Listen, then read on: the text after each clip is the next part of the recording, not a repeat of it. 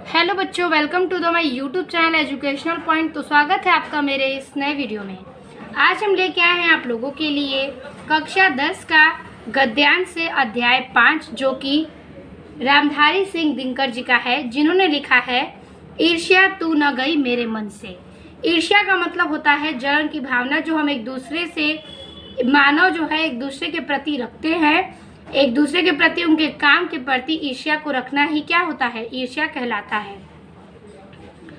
अगर दूसरा व्यक्ति किसी कार्य को करने में सक्षम हो जाता है और इस व्यक्ति को नहीं उस काम की प्राप्ति होती है, तो वो एक दूसरे से ईर्ष्या करते हैं।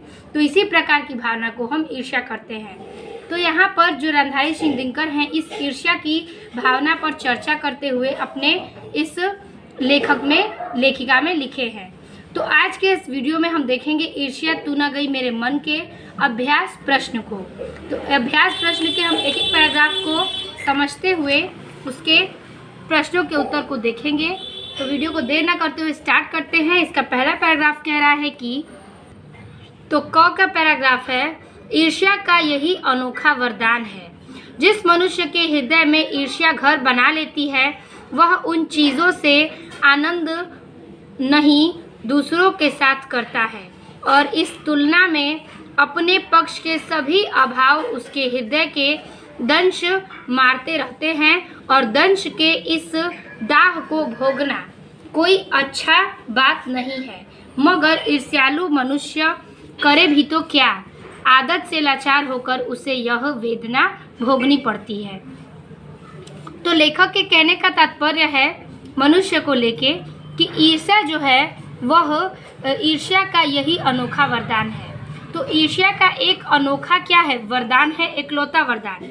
वो वरदान क्या है, तो जिस मनुष्य के हृदय में ईर्ष्या घर बना लेती है, यानी कि जिस मनुष्य के हृदय में ईर्ष्या क्या होती है, उत्पन्न हो जाती है, उसमें जागृत हो जाती है, वह इन चीज़ों से आनंद नहीं उठाता, यानी कि वह कुछ चीज़ों से आनंद प्राप्त नहीं कर पाता।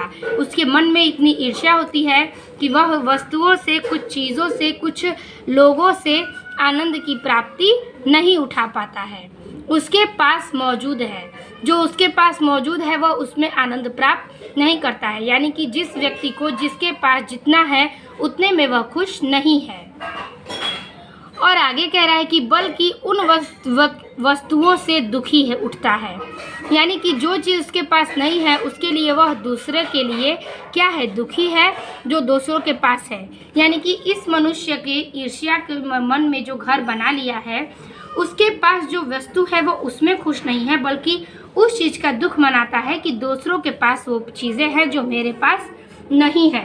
वह अपनी तुलना, दाह का भोगना कोई अच्छा बात नहीं है, वह अपनी तुलना दूसरों के साथ करता है।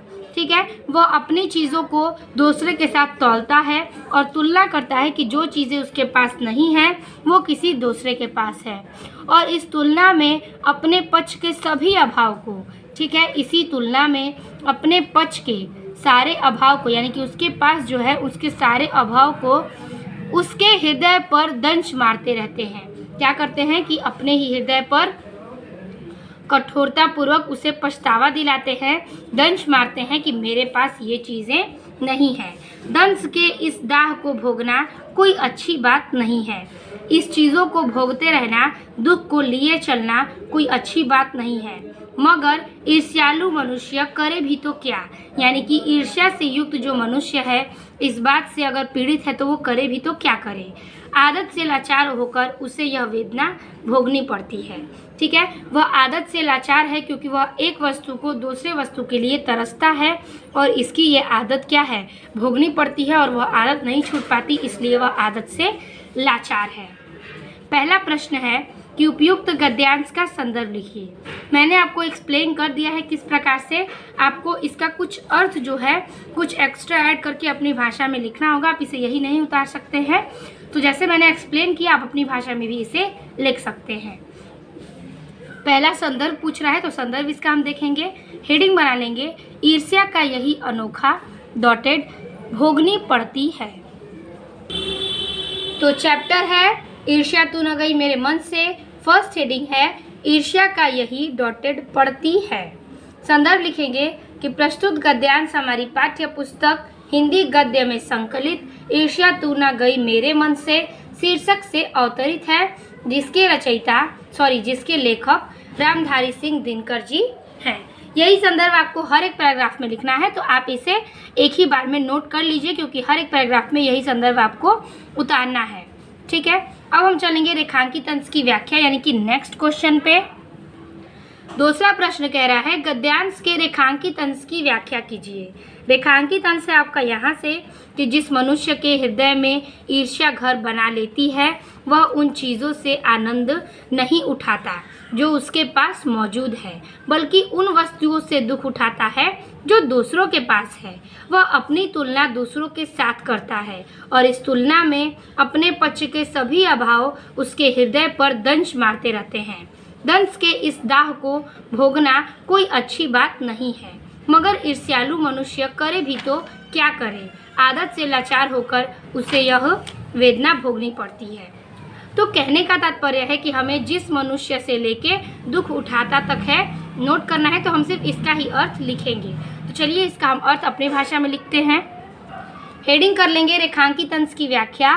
लिखेंगे कि जिस व्यक्ति के अंदर, ठीक है, हृदय में ईर्ष्या का भाव उत्पन्न हो जाता है वह अपने पास उपस्थित वस्तुओं से सुख नहीं प्राप्त करता एवं हमेशा दूसरों व्यक्तियों के पास उपस्थित चीज़ों से अत्यंत दुख को प्राप्त करता है।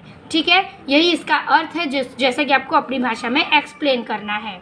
ये हो गया आपके दूसरे प्रश्न का उत्तर। अब हम चलेंगे तीसरे प्रश्न पे। तीसरा प्रश्न कह रहा है कि मनुष्य दुख क्यों उठाता है। इसका हम उत्तर लिखेंगे इस प्रकार से कि मनुष्य दुख इसलिए उठाता है क्योंकि अपनी तुलना दूसरों से करते रहने से दुख होता है। ठीक है, क्योंकि उसे अपनी तुलना दूसरों से करने में दुख होता है और उसे अपने पास मौजूद चीज़ों का आनंद नहीं मिल पाता। ठीक है, यही इसका उत्तर है। चलिए अब हम चलेंगे ख के पैराग्राफ पे। ख पैराग्राफ कह रहा है कि एक उपवन को पाकर भगवान को धन्यवाद देते हुए उसका आनंद नहीं लेना और बराबर इस चिंता में निगमन रहना कि इससे भी बड़ा उपवन क्यों नहीं मिला, यह ऐसा दोष है जिससे ईर्ष्यालु व्यक्ति का चरित्र और भी भयंकर हो उठता है।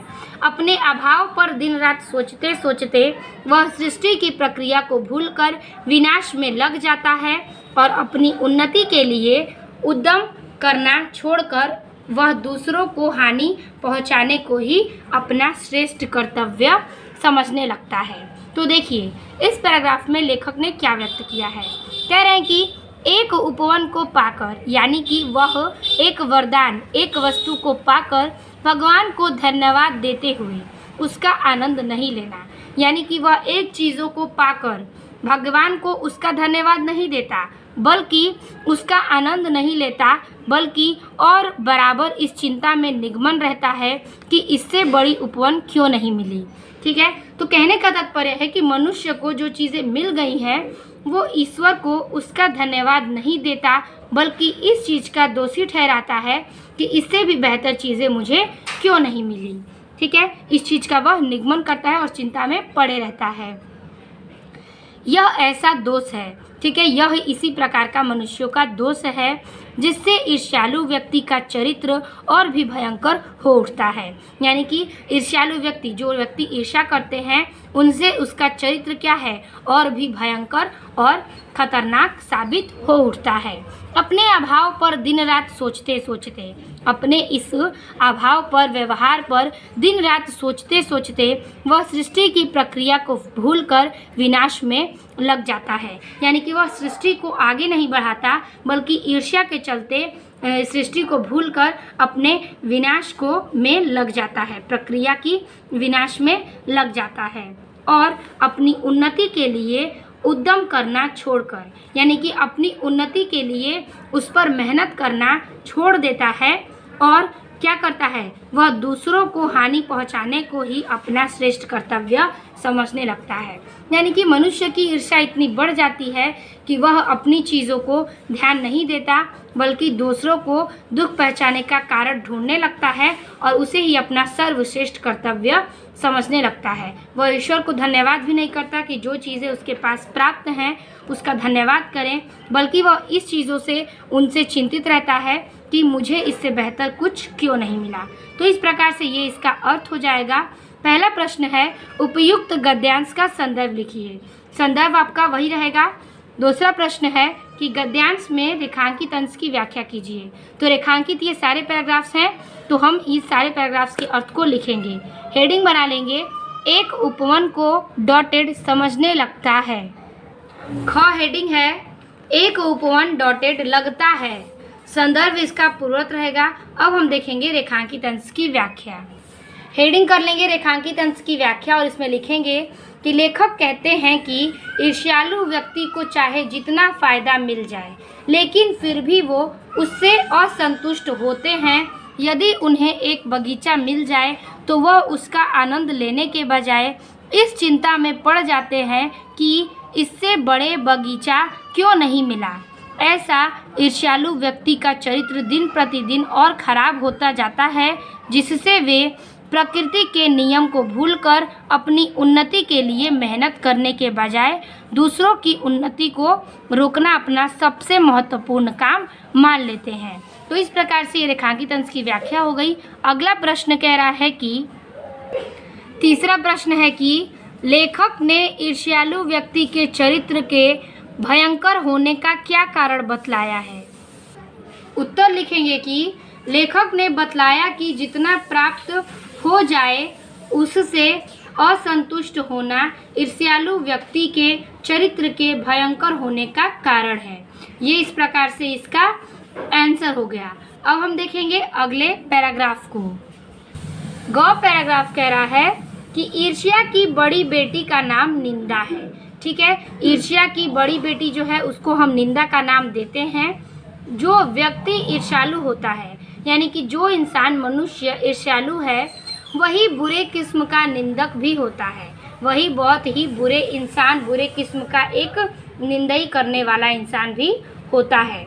दूसरों की निंदा वह इसलिए करता है कि इस प्रकार दूसरे लोग जनता और मित्रों की आंखों में गिर जाएंगे और जो स्थान रिक्त होगा उस पर मैं अनायास ही बैठा दिया जाऊंगा। यानी कहने का तात्पर्य है कि दूसरों की निंदा, ठीक है, निंदा करने वाला जो व्यक्ति है, यानी कि उसकी आदत क्या है, बहुत ही बुरी है और वह इस प्रकार दूसरे लोगों को जानता अथवा मित्रों की आंखों में गिर जाएगा।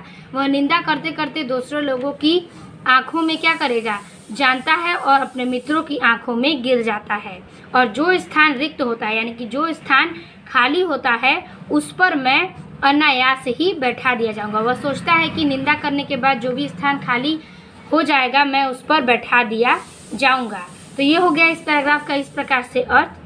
पहला प्रश्न है कि संदर्भ लिखिए। संदर्भ इसका पूर्वत रहेगा। हेडिंग हो जाएगा ईर्ष्या की बड़ी डॉटेड दिन जाऊंगा। दूसरा प्रश्न है कि गद्यांश के रेखांकित अंश की व्याख्या कीजिए। रेखांकित अंश है आपका यहाँ से इस प्रकार से कि ईर्ष्या की बड़ी बेटी का नाम निंदा है। जो व्यक्ति ईर्ष्यालु होता है वही बुरे किस्म का निंदक भी होता है। दूसरों की निंदा वह इसलिए करता है कि इस प्रकार दूसरे लोग जनता अथवा मित्रों की आंखों में गिर जाएंगे। चलिए तो इस प्रकार से इसका हम अर्थ भी देख लेते हैं। हेडिंग बना लेंगे ईर्ष्या की बड़ी डॉटेड दिया जाऊंगा। संदर्भ इसका पूर्वत रहेगा। रेखांकित अंश की व्याख्या में लिखेंगे ईर्ष्या, लेखक के अनुसार ईर्ष्या की बड़ी बेटी अर्थात ईर्ष्या से भी ज्यादा बुरी आदत एक दूसरों की बुराई करना है। ईर्ष्या करने वाला व्यक्ति एक दूसरे की बुराई करता रहता है और ईर्ष्यालु व्यक्ति एक दूसरे के दिल में से लोगों को निकालने के लिए, आगे देखेंगे, निकालने के लिए चुगली करता है, जिससे लोग आपस में लड़ाई झगड़ा करने लगते हैं। तो ये हो गया इस प्रकार से इस रेखांकित अंश का उत्तर। अगला प्रश्न है कि निंदा किसका नाम है। उत्तर लिखेंगे कि निंदा ईर्ष्या की बड़ी बेटी का नाम है। ये हो गया आपका ग का पैराग्राफ के प्रश्नों के उत्तर। अब हम देखेंगे घ पैराग्राफ को। घ पैराग्राफ कह रहा है कि मगर ऐसा न तो आज तक हुआ और न होगा। दूसरों को गिराने की कोशिश तो अपने को बढ़ाने की कोशिश नहीं की कही जा सकती। एक बात और है कि संसार में कोई भी मनुष्य निंदा से नहीं गिरता। उसके पतन का कारण सद्गुणों का हास्य होता है। इसी प्रकार कोई भी मनुष्य दूसरों की निंदा करने से अपनी उन्नति नहीं कर सकता।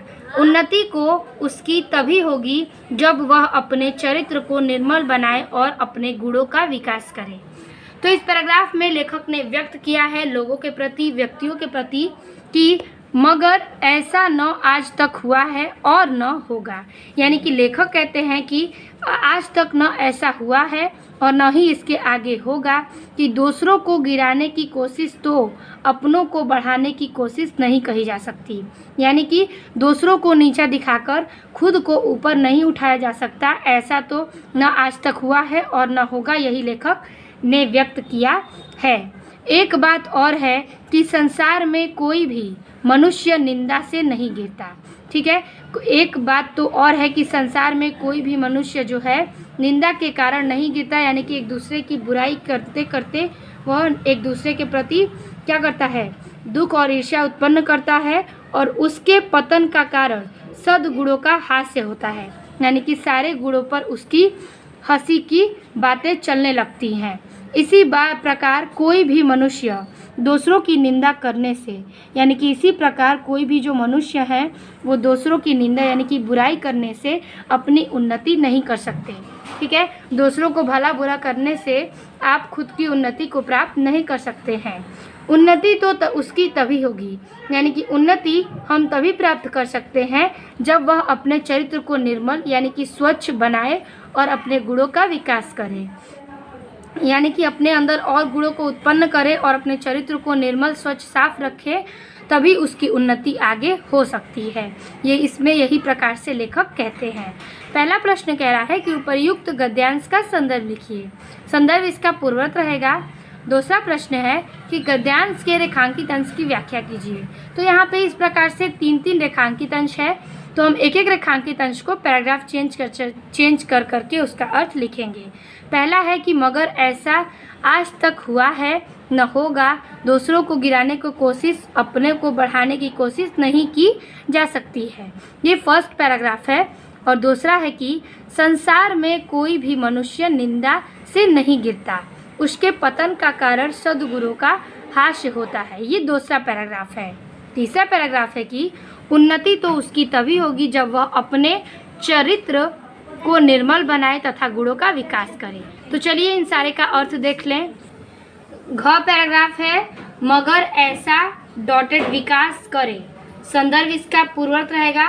रेखांकित अंश की व्याख्या में लिखेंगे कि किसी दूसरे व्यक्ति की निंदा करके कोई व्यक्ति उन्नति नहीं कर सकता। ऐसा कभी नहीं हुआ और न होगा। ये फर्स्ट पैराग्राफ का अर्थ है। दूसरे पैराग्राफ का अर्थ है इसमें रेखांकित अंश की कि किसी की निंदा करके उसकी उन्नति के पथ में कोई बाधा नहीं हो सकती। किसी व्यक्ति के बर्बादी का मुख्य कारण उसके अंदर उपस्थित मुख्य अच्छे गुणों को नष्ट कर हो जाना है। और तीसरे अंडरलाइन का अर्थ है आपका इस प्रकार से कि किसी ईर्ष्यालु और निंदक की उन्नति तभी होगी जब वह अपने मन को पवित्र बनाएगा और अपने अच्छे गुणों को विकसित करेगा। ये हो गया आपके रेखांकित अंश की व्याख्या। अब हम चलेंगे अगले प्रश्न पे। अगला प्रश्न है इसमें तीसरे का ए कि उपयुक्त गद्यांश के आधार पर निंदा का प्रभाव स्पष्ट कीजिए। और अथवा करके कह रहा है कि मनुष्य के पतन का क्या कारण होता है। तो पहले का उत्तर हम देखेंगे, किसी एक का ही लिखना है तो हम ए का उत्तर देखेंगे। ए का लिखेंगे कि एक दूसरे की निंदा के कारण व्यक्ति कभी उन्नति नहीं कर सकता। यही इसका उत्तर है। बी प्रश्न कह रहा है कि मनुष्य की उन्नति कैसे हो सकती है। और अथवा का प्रश्न है कि मनुष्य की उन्नति का क्या कारण है, बताया गया है। तो दोनों का उत्तर सेम ही होगा। तो चलिए उत्तर को देखते हैं। उत्तर लिखेंगे कि मनुष्य की उन्नति तभी होगी जब वह अपने चरित्र को निर्बल बनाए तथा अच्छे गुणों का विकास करेगा। ये इस पैराग्राफ के प्रश्नों का उत्तर हो गया। अब हम देखेंगे अंग पैराग्राफ। अंग पैराग्राफ कह रहा है कि ईर्ष्या का काम जलाना है, मगर सबसे पहले वह उसी को जलाता है जिसके हृदय में उसका जन्म होता है। यानी कि ईर्ष्या जो है मनुष्य के हृदय में एक ज्वलन की भावना का कार्य करता है। मगर सबसे पहले वह उसी को जलाती है, यानी कि सबसे पहले वह उस पर ही प्रभावित होगा जिस पर ईर्ष्या की भावना उसके हृदय में जन्म ली होगी। यानी कि जिस व्यक्ति के हृदय में ईर्ष्या का भाव उत्पन्न होगा वही उसमें जलन की भावना उत्पन्न करेगा। आप भी ऐसे बहुत से लोगों को जानते होंगे जो ईर्ष्या और द्वेष का साकार मूर्ति हैं। यानी कि हम लोगों के बीच भी ऐसे लोग पाए जाते हैं जो ईर्ष्या और एक दूसरे से द्वेष की साकार मूर्ति हैं, यानी कि उसको देखकर जलते रहते हैं और जो बराबर इस फिक्र में लगे रहते हैं कि कहाँ सुनने वाला मिले और अपने दिल का गुब्बारा निकालने का मौका मिले। यानी कि वो ऐसा सोचते हैं कि कहीं ऐसा व्यक्ति मिले जो बराबर के फिक्र में लगे रहते हैं। वह हमेशा यही सोचते रहते हैं कि कहाँ सुनने वाला मिले, कोई कहाँ सुनने वाला मिले, यानी कि दूसरे की बुराई करने वाला मिले जो अपने दिल का गुबार निकालने का मौका मिले, जिसमें हम अपने मन की क्या करें, ईर्ष्या को उसके ऊपर निकाल सके। कोई ऐसा व्यक्ति मिले, वो इसी राह में हमेशा लगे रहते हैं। श्रोता मिलते ही उनका ग्रामोफोन बजने लगता है। ठीक है, किसी को खोजते हुए श्रोता यानी कि मौका मिलते ही वह अपने ग्रामोफोन को बजाने लगते हैं, यानी कि अपने अंदर की सारे चीज़ों को निकालने लगते हैं और वे बड़ी ही होशियारी के साथ एक एक कांड इस ढंग से सुनाते हैं और वो बहुत ही चालाकी से एक दूसरे व्यक्ति को अपना क्या करते हैं, एक एक ईर्ष्या का काम सुनाने लगते हैं, मानो विश्व कल्याण को छोड़कर उनका कोई ध्येय नहीं हो। यानी कि विश्व के कल्याण को लेकर उन पर कोई भी क्या हो, भार न हो, ऐसे वह दूसरों की बुराई में लगे रहते हैं। अगर जरा अपने इतिहास को देखिए और समझने की कोशिश कीजिए। लेखक कहते हैं कि इन सब को छोड़ के अपने इतिहास को देखिए और समझने की कोशिश कीजिए कि जब से उन्होंने इस सकुर्म का आरंभ किया है, यानी कि जब से उन लोगों ने, इतिहास काल के लोगों ने इन सारे सुकर्म का आरंभ किया, तब से वे अपने क्षेत्र में आगे बढ़ रहे हैं और पीछे हटे हैं। यानी कि पीछे के इतिहास को देखिए और ये पता लगाइए कि लोग कितने आगे बढ़े हैं और कितने लोग इन चीज़ों से पीछे हट चुके हैं। इन सब पे न ध्यान दें कि कौन किसकी बुराई कर रहा है और किसके बारे में किसी ने क्या निंदा की है, यही लेखक व्यक्त करते हैं। तो इस प्रकार से ये हो गया इस पैराग्राफ का अर्थ। पहला प्रश्न है कि उपर्युक्त गद्यांश का संदर्भ लिखिए और दूसरा प्रश्न है कि गद्यांश के रेखांकित अंश की व्याख्या कीजिए। तो इसमें रेखांकित अंश है पहले पैराग्राफ का एक लाइन और यहाँ से लेके अंतिम लाइन तक। पहला पैराग्राफ है कि ईर्ष्या का काम जलाना है, मगर सबसे पहले वह उसी को जलाती है जिसके हृदय में उसका जन्म होता है। तो हम एक एक पैराग्राफ का अर्थ पैराग्राफ चेंज करके देखेंगे। तो चलिए दोनों का अर्थ अपनी भाषा में लिखते हैं। अंग पैराग्राफ है कि ईर्ष्या का डॉटेड पीछे हटे हैं। संदर्भ इसका पूर्वत रहेगा। रेखांकित अंश की व्याख्या में लिखेंगे कि ईर्ष्या का काम नष्ट करना अर्थात जलाना है। ईर्ष्या सर्वप्रथम उस व्यक्ति को नष्ट कर देती है जिसके अंदर अवयव उपस्थित होती है। ये फर्स्ट लाइन का अर्थ है। पैराग्राफ चेंज करके दूसरा लाइन का देखेंगे कि ईर्ष्या व्यक्ति हमेशा एक दूसरे की बुराई के लिए श्रोता खोजते रहते हैं, यानी कि मौका खोजते रहते हैं। जैसे ही कोई मौका मिलता है तो ईर्ष्यालु व्यक्ति बड़ी ही चतुराई से उससे दूसरों व्यक्ति की निंदा करता है। उस समय ऐसा लगता है जैसे पूरे संसार के कल्याण की बात के अलावा उसके पास कोई काम नहीं है। लेखक कहते हैं कि ईर्ष्यालु व्यक्ति को स्वयं के बारे में सोचना चाहिए कि जब उसने ईर्ष्या काम शुरू किया तब से उसने उन्नति किया या अवनति किया। यानी कि उन्हें देखना चाहिए कि वो जब से इस काल में है तब से उन्होंने उन्नति की है या फिर अवनति। यही लेखक का इसमें कहना है। इस पैराग्राफ का तीसरा प्रश्न इस प्रकार से है कि ईर्ष्या का क्या नाम है, ईर्ष्या का क्या काम है, वह सबसे पहले किसे जलाती है। इसका अर्थ लिखेंगे यानी कि उत्तर लिखेंगे कि ईर्ष्या का काम जलाना है। यह सबसे पहले उसे जलाती है जिसके हृदय में वह उत्पन्न होती है। ये इस पैराग्राफ का उत्तर हो गया। अब चलेंगे हम चौ पैराग्राफ पे। चौ का पैराग्राफ कह रहा है इस प्रकार से कि ईर्ष्या मनुष्य का चारित्रिक दोष ही नहीं है, प्रत्युत इससे मनुष्य के आनंद में भी बाधा पड़ती है। यानी कि ईर्ष्या मनुष्य का कोई चरित्र का दोष ही नहीं बल्कि मनुष्य के आनंद में, यानी कि कोई भी चीज़ वो आगे आनंद के लिए करेगा तो उसके लिए एक बाधा उत्पन्न करता है। जब भी मनुष्य के हृदय में ईर्ष्या का उदय होता है, जब ईर्ष्या उत्पन्न होने लगती है तो सामने का सूर्य उसे मध्यम सा दिखने लगता है। ठीक है, सामने का सूर्य उसके सामने कुछ नहीं होता उसके ईर्ष्या के आगे।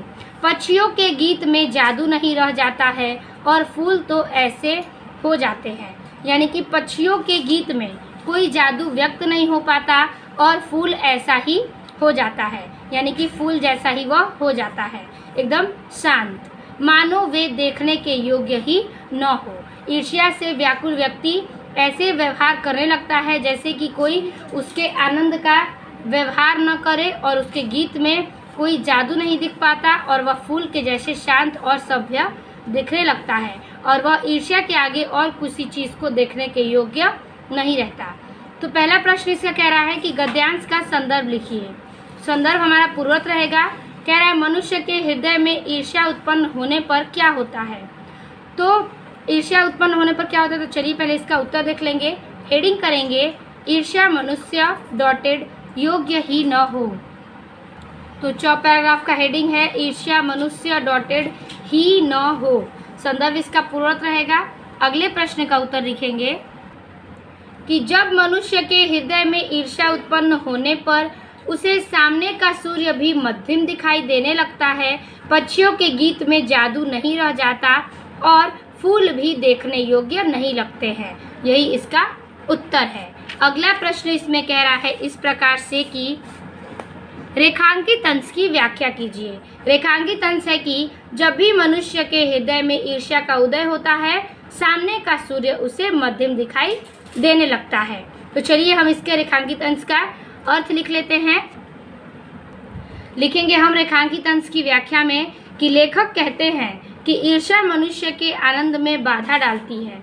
जब किसी के हृदय में ईर्ष्या का उदय होता है तो वह दुनिया को नकारात्मक रूप से देखने लगता है, जिससे उसे खुशी की और सुंदरता का अनुभव नहीं होता है। तो इस प्रकार से 4 पैराग्राफ के सारे प्रश्नों के उत्तर हमने आपको इस वीडियो में समझा दिए हैं। आज के अभ्यास प्रश्न में हम सिर्फ 4 तक के पैराग्राफ को देखेंगे और पार्ट 2 के वीडियो में इसके आगे के सारे प्रश्नों के पैराग्राफ के उत्तर को देखेंगे। तो वीडियो अच्छी लगी हो तो लाइक कमेंट शेयर कीजिएगा और चैनल पर नए चैनल को सब्सक्राइब कीजिएगा। मिलते हैं आपसे पार्ट 2 के वीडियो में, तब तक के लिए धन्यवाद।